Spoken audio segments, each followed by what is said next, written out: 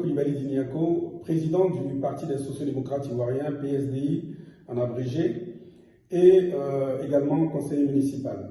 Aujourd'hui, je voudrais qu'on parle d'un sujet qui est un sujet d'actualité puisqu'il alimente beaucoup de débats.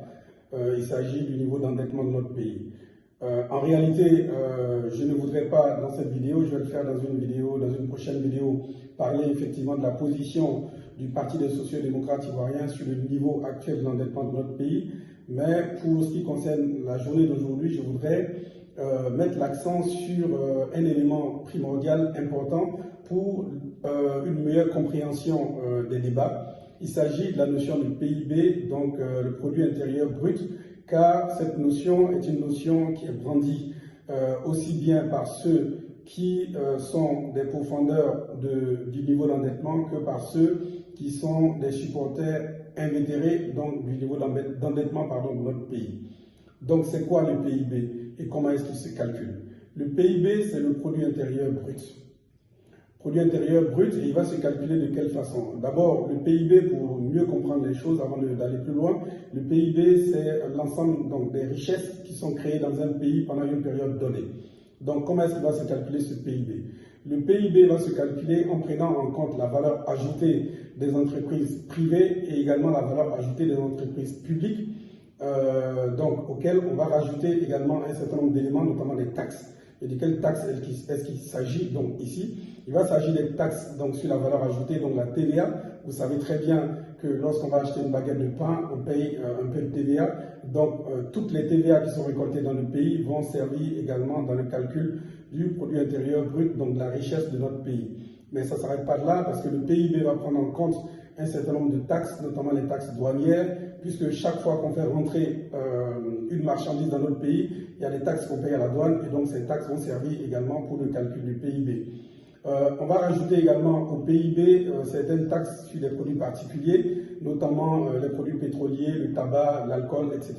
Donc c'est tous ces éléments qui vont être constitutifs, si vous voulez, de la richesse de notre pays et qui va permettre donc d'évaluer, si vous voulez, la santé économique de notre pays. Donc le PIB va servir, comme je l'ai dit, donc, comme je viens de le dire, donc, pour évaluer la santé économique de notre pays. Donc c'est ce PIB qui va permettre de dire que tel pays est riche ou tel pays est pauvre. Ce PIB donc, va servir au niveau économique donc, pour la politique économique du pays. Les économistes se sont rendus compte que le PIB, donc l'évaluation globale de la richesse, n'était pas forcément un élément qui était intéressant, en tout cas, à être utilisé au quotidien. Donc, ils ont inventé un autre paramètre qu'on va appeler donc le PIB par habitant. C'est-à-dire, donc, ils vont prendre toute la richesse, donc le PIB, et ils vont diviser ça par le nombre d'habitants d'un pays pour évaluer quelle est la richesse théorique, en fait, de chaque habitant d'un pays en fonction de la richesse globale de ce pays. Et donc, ça permet d'avoir donc le PIB par habitant. En Côte d'Ivoire, le PIB par habitant a été évalué par l'agence Ecofin en 2023 à 7 000 $ par habitant. 7 000 $ par habitant, lorsqu'on ramène ça en CFA et par mois, on a environ 291 000, donc à peu près 300 000 francs CFA par habitant. Comme vous pouvez le constater, ce chiffre est très loin de la réalité, puisqu'il suffit juste de sortir dans la rue et vous constatez que les Ivoiriens, tous les Ivoiriens de ce pays n'ont pas 300 000 francs CFA par mois, vu le niveau de pauvreté et le niveau de vie effectivement artificiellement élevé dans notre pays. Donc, qu'est-ce qu'on propose nous au niveau du Parti des sociaux-démocrates ivoiriens? Nous proposons que les gouvernants prennent en compte un paramètre qui est un paramètre que nous n'avons pas inventé, qui a été donc créé par le PNUD, donc le Programme des Nations Unies pour le développement, qui est l'indice de développement humain IDH. Cet IDH va prendre en compte un certain nombre de paramètres qui sont occultés par le PIB et donc ces paramètres vont être beaucoup plus réalistes et beaucoup plus proches de la population. Donc ces paramètres, c'est quoi? Ces paramètres donc, qui sont occultés par le PIB, c'est quoi? C'est l'espérance de vie. L'espérance de vie donc, de nos concitoyens, c'est également le niveau d'éducation de nos concitoyens et c'est enfin, si vous voulez, le niveau de vie. Donc nous estimons que l'IDH, donc l'indice de développement humain, est un paramètre qui est beaucoup plus réaliste que le PIB. Je vais donner des exemples simples pour qu'on puisse comprendre pourquoi est-ce que nous disons cela. Revenons donc au PIB dont on a parlé tout à l'heure, donc la richesse globale d'un pays et le PIB par habitant, qui est un paramètre qui pour moi n'a pas de sens en réalité, en dehors effectivement de l'évaluation, sinon de la mise en place de politiques économiques dans chaque pays. En tout cas au quotidien, c'est pas ce qui joue, c'est pas ce qui est important en tout cas pour les habitants d'un pays en dehors des gouvernants. Je vous explique, excusez-moi, vous prenez mon village, Nambeka, c'est un village où la majorité des habitants sont pauvres. Alors vous prenez Nambeka, vous prenez Bill Gates, qui a été à un certain moment donné l'homme le plus riche du monde, vous l'installez à Nambeka et vous évaluez la richesse de mon village. Vous allez vous rendre compte que du coup, on va dire que bien évidemment, globalement, la richesse, le village, pardon, Nambeka est devenu un village qui est très riche, tout simplement parce qu'on a un individu qui est venu avec une richesse colossale.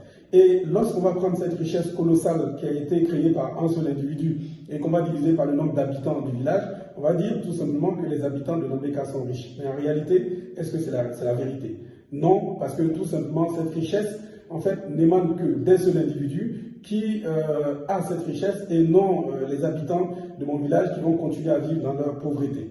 Même si, effectivement, la présence de Bill Gates dans mon village va permettre de créer quelques emplois et permettre à quelques personnes de pouvoir vivre mieux qu'ils ne vivaient avant, mais globalement, les habitants de mon village vont continuer à être pauvres comme ils étaient avant. Donc, ce PIB par habitant est un indice qui, pour nous, n'a pas de sens. Donc, lorsqu'on revient à l'IDH, et d'ailleurs, concernant le PIB, lorsqu'on regarde le PIB par habitant, je disais tout à l'heure que l'agence Ecofin a classé la Côte d'Ivoire en 17e position, donc avec un PIB par habitant de 7 000 $ en 2023, 7 000 $ par an. Lorsqu'on revient au PIB, qui prend en compte les paramètres dont je vous ai parlé tout à l'heure, on se rend compte que du coup, la Côte d'Ivoire devient très très mal placée, puisque la Côte d'Ivoire passe de la 17e position en ce qui concerne le PIB par habitant à la position 34 en Afrique en ce qui concerne l'IDH. Ça signifie beaucoup de choses. L'espérance de vie en Côte d'Ivoire est très très très faible, on le sait, puisque lorsqu'on essaie d'aller un peu plus loin dans l'analyse, on se rend compte qu'en Côte d'Ivoire, l'espérance de vie est évaluée à peu près, je vais être gentil, à 60 ans. Alors que, je veux dire, quand vous prenez un pays comme le Bénin, quand vous prenez un pays comme le Ghana, un pays comme le Sénégal, vous avez une espérance de vie qui est beaucoup plus élevée.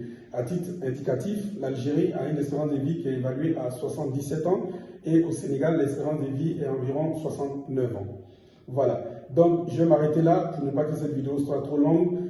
Donc, plutôt que de parler de PIB par habitant, nous préconisons au niveau du Parti des sociaux-démocrates ivoiriens que nos gouvernants prennent en compte cet indice du PNUD qui est l'indice de développement humain, qui est un indice qui est beaucoup plus réaliste, en tout cas en ce qui concerne la réalité de la vie des Ivoiriens. Et nous pensons que si cet indice est suivi à la lettre par nos gouvernants, ils vont prendre conscience d'un certain nombre d'aberrations, si vous voulez, dans la politique économique de notre pays, et tout ça va pouvoir être corrigé pour le bonheur de nos concitoyens. Donc merci beaucoup d'avoir voilà, lapsus, voilà, mais je vous donne rendez-vous la semaine prochaine pour une autre vidéo. Merci beaucoup.